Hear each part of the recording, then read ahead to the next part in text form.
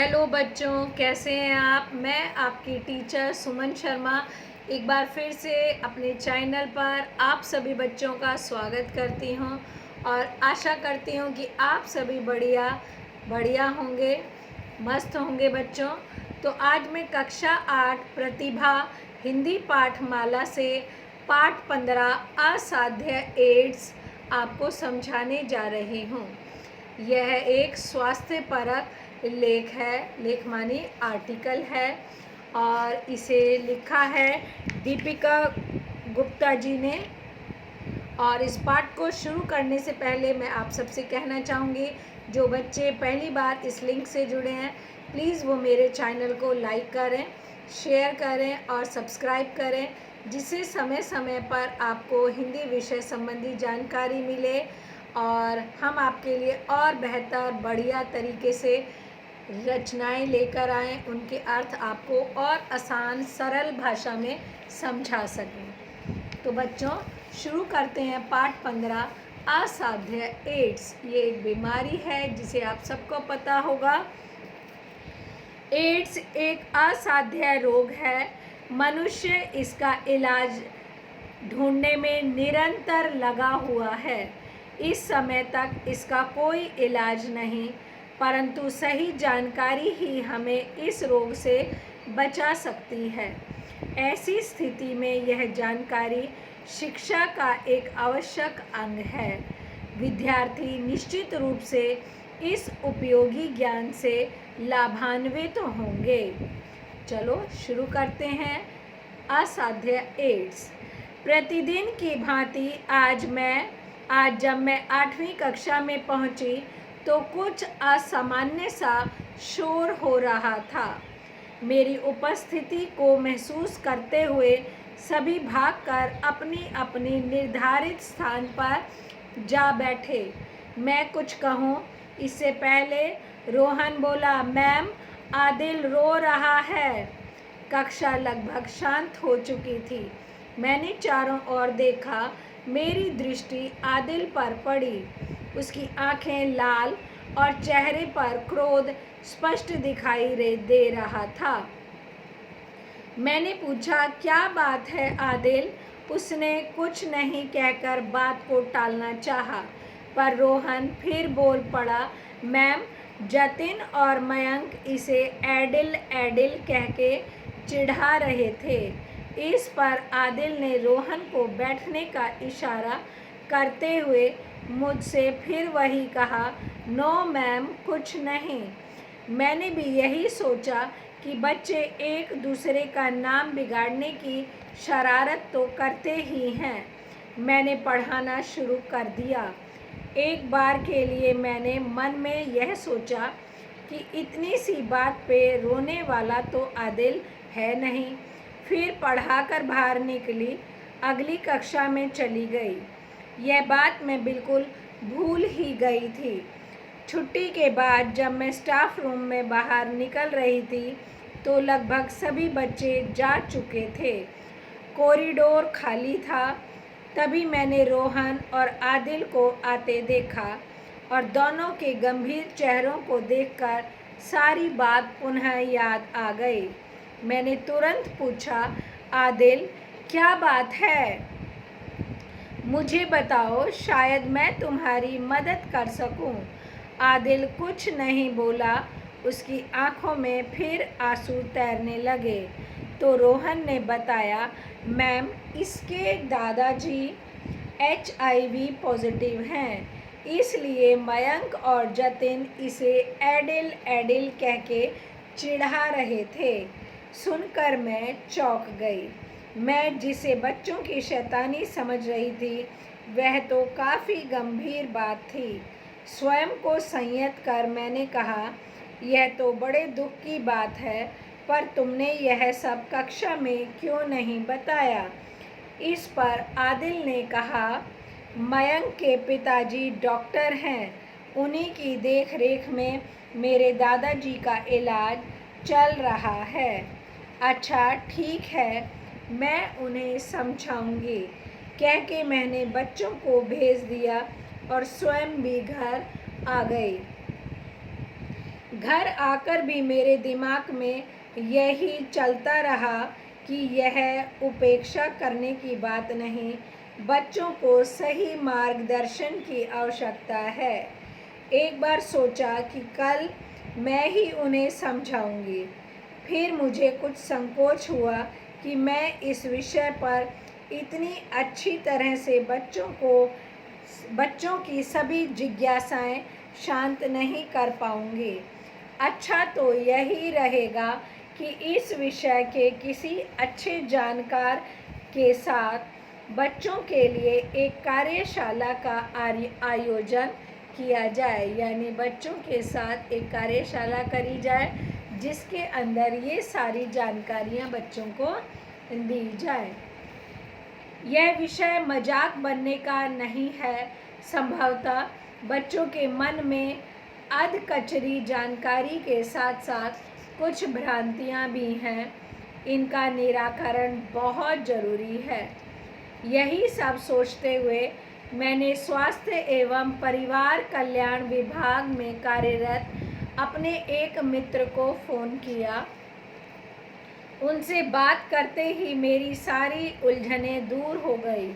उन्होंने बताया कि स्वास्थ्य एवं परिवार कल्याण विभाग का एक स्पेशल सेल विद्यालय के लिए इसी तरह की कार्यशालाएं आयोजित करता है। मैं जब चाहूँ वो अपने स्वास्थ्य अधिकारी को विद्यालय में भेज सकती हैं। अगले दिन सुबह मैं डॉक्टर अय्यर स्वास्थ्य अधिकारी को लेकर कक्षा में पहुंची। परिचय के पश्चात वे सीधे बच्चों से बात करने लगे। सबसे पहले उन्होंने बोर्ड पे लिखा एड्स और बच्चों से पूछा ये क्या है। लगभग सभी ने हाथ उठाया। सबका उत्तर था यह एक बीमारी है। कुछ ने यह भी बताया कि यह एक जानलेवा बीमारी है। बच्चों के उत्तर सुनकर डॉक्टर अय्यर असंतुष्ट थे, यानी संतुष्ट थे। उन्होंने जाना कि हाँ, बच्चों को कुछ पता है। तभी उन्होंने बच्चों की ओर इशारा किया जो आपस में बातें कर रहे थे। डॉक्टर अय्यर ने उन्हीं से पूछा कि वे क्या कहना चाहते हैं। जो भी कहना है वह खुलकर कहिए और खुलकर पूछिए। हमारी कार्यशाला का यही उद्देश्य है। जब डॉक्टर अय्यर ने उनके शब्दों से वो संतुष्ट हो गए तो कुछ बच्चे आपस में बातें कर रहे थे, तो उन्हें कहा भाई जिसे भी जो कुछ बताना है पूछना है खुलकर पूछिए। इस पर बच्चों में से एक ने कहा सर यह एक गंदी बीमारी है जो गंदे लोगों को होती है। डॉक्टर अय्यर बेटा आप लोगों ने किसी अच्छी बीमारी का नाम सुना है क्या? कक्षा में हंसी से ठहाका लगा। डॉक्टर अय्यर ने समझाया हर बीमारी गंदी या खराब ही होती है, पर यह बात कहना गलत है कि यह बीमारी गंदे लोगों को होती है। यह बीमारी किसी को भी हो सकती है। जिसे बीमारी हो गई है उसे घृणा करना भी गलत है। हमारे समाज में जानकारी के अभाव में लोग एड्स के रोगियों के प्रति बुरा व्यवहार करते हैं। ऐसे भी कई किस्से सामने आए हैं जब रोगियों को उनके घर वालों ने घर से निकाल दिया। इसलिए सही जानकारी जरूरी है। आप इस बात को खुलकर पूछिए, मैं आपको पूरी जानकारी दूंगा। इसके बाद डॉक्टर अय्यर ने श्यामपट्ट यानी ब्लैक बोर्ड पे लिखा ए एक्वायर्ड, आई इम्यूनो, डी यानी डेफिशिएंसी, एस यानी सिंड्रोम, प्राप्त किया हुआ रोगों से लड़ने की क्षमता, कमी, लक्षणों का समूह AIDS का ऐसे इसको अर्थ में बताया। एड्स एक भयंकर बीमारी है। यह संसार के लिए एक चुनौती बन चुकी है। विश्व स्वास्थ्य संगठन यानी WHO के अनुसार लगभग 5 करोड़ बड़े और 15 लाख बच्चे HIV की चपेट में आ चुके हैं। कक्षा बिल्कुल शांत थी। सभी ध्यान से सुन रहे थे। आदिल ने हाथ उठाया और पूछा, सर ये HIV क्या है? डॉक्टर अय्यर ने बताया, असल में यह HIV ही एड्स की जड़ है। इसे पूरे शब्दों में ह्यूमन इम्यूनो डेफिशिएंसी वायरस कहते हैं। यह वायरस अर्थात जीवाणु जिसके शरीर में प्रवेश कर लेता है, उस व्यक्ति में बीमारियों से लड़ने की क्षमता नष्ट हो जाती है। यानी एक ऐसा जीवाणु है जो शरीर के अंदर घुसने के बाद अन्य बीमारियों से लड़ने की क्षमता को कम कर देता है। इस बार माधुरी ने पूछा, यह वायरस शरीर में प्रवेश कैसे करता है? डॉक्टर अय्यर, यह बात जानना बहुत ज़रूरी है। यही जानकारी आपको एड्स से बचा सकती है। इसे जानने के बाद आप बहुत सी भ्रांतियों से भी बच सकते हैं। आप समझ जाएंगे कि एड्स के रोगी को छूने से या उसके पास बैठने से यह रोग नहीं फैलता। इसके निम्नलिखित कारण हैं। बताया कि उनके पास बैठने से, उनको छूने से ये रोग नहीं फैलता। इसके कारण जो हैं देखिए, इन्फेक्टेड नीडल, अनाड़ी डॉक्टर द्वारा रोगी के लिए प्रयोग में लाई गई सुई को यदि किसी स्वस्थ व्यक्ति के लिए पुनः प्रयोग में लाया जाए तो HIV शरीर में प्रवेश कर जाता है। यानी कि सुई जो एक व्यक्ति से दूसरे स्वस्थ व्यक्ति को लगाई जाती है, अगर वो सुई ना बदली जाए तो वो कीटाणु स्वस्थ व्यक्ति के शरीर में प्रवेश कर जाते हैं। दूसरा, नशीली दवा ड्रग्स लेने वाली द्वारा संक्रमित सुई के प्रयोग से भी समय भी ऐसा हो जाता है। जो लोग नशीली दवाओं का सेवन करते हैं वो एक सुई को कई जन प्रयोग में लाते हैं, इससे भी ये बीमारी फैल जाती है। नाक, कान या त्वचा पर किसी भी हिस्से में छेद करवाने के समय, यानी नाक कान में जब छेद होता है उस समय भी इस चीज़ का ध्यान रखना चाहिए। गोदाना गुदवाते समय यानी टैटू बनवाने वालों की सुई से भी ऐसा हो सकता है। तो बच्चों, टैटू बनवाते समय भी आप इस चीज़ का अवश्य ध्यान रखें। दूसरा पॉइंट है संक्रमित रक्त। शरीर में रक्त की कमी या शल्य चिकित्सा ऑपरेशन के समय हमें रक्त की ज़रूरत पड़ती है। उस समय यदि संक्रमित HIV इन्फेक्टेड रक्त चढ़ा दिया जाए तो स्वस्थ व्यक्ति के शरीर में यह विषाणु प्रवेश कर जाता है। रक्त के अतिरिक्त कभी रक्त के अन्य पदार्थ जैसे प्लाज्मा, प्लेटलेट्स आदि चढ़वाने के समय भी ऐसा हो सकता है। तीसरा, संक्रमित व्यक्ति के साथ असुरक्षित यौन संबंध। यदि कोई व्यक्ति स्वस्थ व्यक्ति HIV संक्रमित स्त्री या पुरुष के साथ असुरक्षित शारीरिक संबंध बनाता है तो भी यह विषाणु स्वस्थ व्यक्ति के शरीर में प्रवेश कर जाता है। यानी बताया, सुई से, खून से और असुरक्षित यौन संबंध से। चौथा है संक्रमित माँ द्वारा स्तनपान, यानी जब माएँ बच्चों को दूध पिलाती हैं। जो माँ HIV पॉजिटिव हैं से संक्रमित हैं, यदि वे बच्चे को अपना दूध पिलाती हैं तो बच्चे के शरीर में यह विषाणु प्रवेश कर जाता है। अतः इन बातों को हमें विशेष ध्यान रखना होगा। यदि इन कारणों से बच पाए तो हम इस रोग को फैलने से रोक सकते हैं अगर हमें ये कारण पता चल जाए। इस बार सुशांत ने हाथ उठाया। सर, मैं यह जानना चाहता हूँ कि एड्स के रोगी को क्या परेशानी होती है।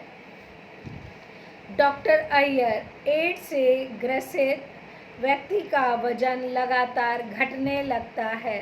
रोगी की जांघ, बगल और गर्दन की ग्रंथियों में सूजन आ जाती है। उसे हमेशा हल्का बुखार रहता है। उसके मुंह व जीभ पर सफ़ेद निशान पड़ जाते हैं। साथ ही उसे अन्य बीमारियां का संक्रमण भी तुरंत घेर लेता है। हाँ, इसके साथ एक बात यह भी जान लीजिए कि ऐसे ही लक्षण तपेदिक रोग के भी होते हैं, अतः पूरी तरह जांच कराना जरूरी है। एड्स की जांच एलिसा टेस्ट या वेस्टर्न ब्लॉट नामक रक्त जांच से होती है। यानी ये दोनों हैं टेस्ट, एलिसा टेस्ट और वेस्टर्न ब्लॉट। इन टेस्ट के माध्यम से ही पता चलता है कि एड्स है या तपेदिक है। तान्या, सर, जिस दिन कोई व्यक्ति HIV पॉजिटिव हो जाता है तो क्या उसे उसी दिन बुखार आ जाता है और ग्रंथियां सूज जाती हैं? डॉक्टर अय्यर, ये एक अहम सवाल है। असल में HIV के शरीर में प्रवेश करते ही कुछ पता नहीं लगता। संक्रमित व्यक्ति भी सामान्य व्यक्ति जैसा ही दिखाई देता है। इसे एड्स की स्थिति तक पहुंचने में 7 से 10 वर्ष तक का समय लगता है। कोई HIV पॉजिटिव है, इसकी जानकारी केवल रक्त की जानकारी से ही मिलती है। आप मेरे कोट पर यह जो लाल रिबन देख रहे हैं, ये एड्स के विरुद्ध संघर्ष का प्रतीक है। एड्स के खिलाफ विश्वव्यापी अभियान सन 1977 से आरंभ हुआ। सभी देशों की यही धारणा है कि विश्व के सभी लोग इस रोग की गंभीरता को समझें, इसके कारणों को जानकर इसे फैलने से रोकें। संयुक्त राष्ट्र संघ UNO ने 1 दिसंबर को अंतर्राष्ट्रीय एड्स दिवस घोषित किया है। हमारे देश में एड्स नियंत्रण कार्यक्रम 1999 में 1500 करोड़ रुपयों की लागत से शुरू किया गया। दूसरा अभियान कार्यक्रम सन 2004 से लागू किया गया। इस रोग से लड़ने के लिए सरकारी और गैर सरकारी संस्थाएं, NGO समाज की मदद कर रही है। विद्यार्थियों में इस रोग के प्रति जागरूकता लाने के लिए प्रतिवर्ष 20,000 विद्यालयों में जानकारी देने का लक्ष्य रखा गया है।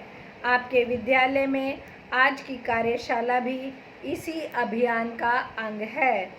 अंत में डॉक्टर अय्यर ने शांत बैठकर सुनने और अच्छे प्रश्न पूछने के लिए बच्चों को धन्यवाद करते हुए एक आग्रह किया।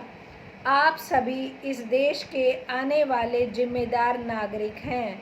यह याद रखिए कि आज तक इस रोग का कोई उपचार नहीं है, अतः इस रोग के कारणों को जानने के बाद सदैव इस रोग से बच कर रहें। याद रखें कि एड्स के रोगी को घृणा या मजाक का विषय मत बनाइए। इन रोगियों का मनोबल बढ़ाना और इनमें जीने की इच्छा जगाना जरूरी है। मुझे विश्वास है कि आप लोग ऐसा ही करेंगे। सभी बच्चों ने डॉक्टर अय्यर को धन्यवाद दिया। सबके चेहरे जानकारी की परिपक्वता से चमक रहे थे। यानी जब किसी विषय में जानकारी मिलती है तो चेहरे पर और ही चमक आ जाती है। मैंने डॉक्टर अय्यर को धन्यवाद करते हुए उन्हें पूरी कक्षा के सामने बताया कि हमारी कक्षा में बड़े ही समझदार घरों के बच्चे आते हैं। इनके माता पिता HIV पॉजिटिव लोगों को प्यार से अपने घर में रखते हैं और उनका इलाज भी करते हैं। आपके द्वारा दी गई जानकारी इन्हें और भी समझदार बनाएंगी। दीपिका गुप्ता। मूल्य। एड्स की विस्तृत जानकारी, बचाव, उपहास और घृणा ना करना, यानी हमें हर चीज़ की जानकारी रखनी चाहिए। इसका बचाव कैसे करना है इसका पता होना चाहिए। मजाक नहीं करना चाहिए और जिन लोगों को ये हो जाती है उनसे घृणा नहीं करनी चाहिए। एक बार इस पाठ के शब्दार्थ करते हैं। असामान्य यानी असाधारण, उपेक्षा यानी अवहेलना, ध्यान न देना, जिज्ञासा जानने की इच्छा, निराकरण या उपाय या उपचार, लक्षण यानी जानकारी के संकेत, संक्रमित यानी रोगग्रस्त, मनोबल यानी मन की ताकत, आत्मशक्ति, टैटू यानी गोदना, त्वचा का रंग भरकर आकृतियों या चित्र बनवाना, कॉरिडोर यानी बरामदा, मार्गदर्शन यानी दिशा दिखाना, अधकचरी यानी अधूरी, स्पेशल सेल यानी खास विभाग, चपेट में आना यानी पीड़ित होना, तपेदिक यानी क्षय रोग, परिपक्वता यानी पूर्णता कुशल होना, असाध्य यानी जिसका इलाज ना हो, संकोच यानी झिझक, भ्रांति यानी भ्रम, अपूर्ण ज्ञान, घृणा यानी नफरत, अनाड़ी यानी अकुशल, नासमझ, अभियान यानी व्यापक कार्य, संयत यानी रोका हुआ, मर्यादित। आई होप ये पाठ आपको अच्छे से समझ में आया होगा कि असाध्य एड्स किस तरह की बीमारी है। एक बार आप इसे पुनः पढ़ें, समझें और सुनें, आपको अच्छे से समझ में आ जाएगा। ओके बच्चों, बाय, टेक केयर।